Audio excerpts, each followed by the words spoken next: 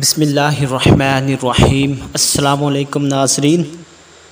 مدینہ کے تاجدار حضرت محمد صلی اللہ علیہ وآلہ وسلم فرماتے ہیں کہ اللہ پاک نے ماہ ذی الحجہ کو بڑی بزرگی اور فضیلت کا مہینہ فرمایا ہے۔ آپ صلی اللہ علیہ وآلہ وسلم نے فرمایا کہ ذی الحجہ کے 10 دنوں میں عبادت کا ثواب بے شمار اور بے انتہا ملتا ہے۔ تو ناظرین، جہاں عبادت کا تعلق ہے تو نوافل ادا کرنے کی کتنی فضیلت ہے، اس ویڈیو میں آج میں آپ کو ذی الحجہ کے پہلی تاریخ سے لے کر 10 تاریخ تک جو نوافل ادا کرتے ہیں ان کا کتنا زیادہ ثواب ہے وہ بیان کروں گا، اس امید کے ساتھ کہ آپ اس ویڈیو کو مکمل اور دھیان سے سنیں گے۔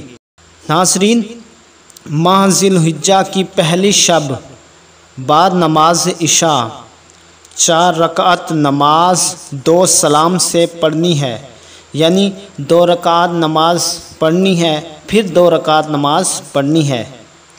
ہر رکعت میں سورۃ الفاتحہ کے بعد سورۃ اخلاص 25 مرتبہ پڑھنی ہے۔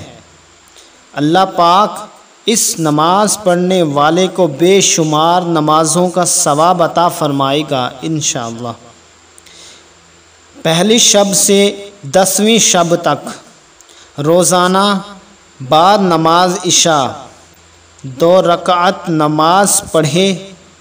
ہر رکعت میں بعد سورۃ الفاتحہ کے سورۃ الکوثر 3 بار، سورۃ اخلاص 3 بار پڑھنی ہے۔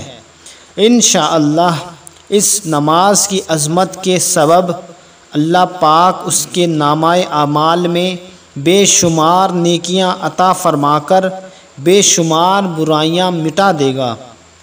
ماہ ذی الحجہ کی پہلی شب سے 10ویں شب تک روزانہ بعد نماز عشاء 2 رکعت نماز پڑھے۔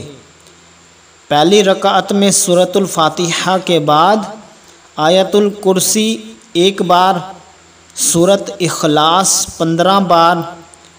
دوسری رکعت میں سورۃ الفاتحہ کے بعد سورۃ بقرہ کا آخری رکوع 1 بار، سورۃ اخلاص 15 دفعہ پڑھے۔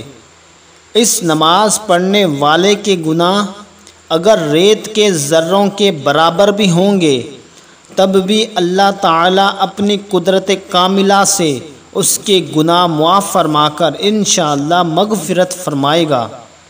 تو ناظرین، اس ویڈیو سے ہم نے یہ سیکھا کہ ذی الحجہ کی ابتدائی 10 دنوں میں جو عبادت کی جاتی ہے اس کا ثواب بے شمار اور بے انتہا اللہ تعالیٰ دیتا ہے، اور جو نوافل ادا کرتے ہیں جو میں نے آپ کو بیان کیے کہ ذی الحجہ کی پہلی شب سے 10ویں شب تک جو آپ نے نوافل ادا کرنے ہیں اس طریقے سے ادا کرنے ہیں تو آپ کے گناہ بھی معاف ہوں گے اور آپ کو اللہ تعالیٰ ڈھیروں نیکیاں بھی عطا فرمائے گا۔ تو ناظرین، امید کرتا ہوں یہ ویڈیو آپ کو ضرور پسند آئے گی۔ ویڈیو کیسی لگی لائک کریں، کمنٹ کریں اور چینل کو سبسکرائب بھی کر لیں۔ Thanks for watching my video. اللہ حافظ۔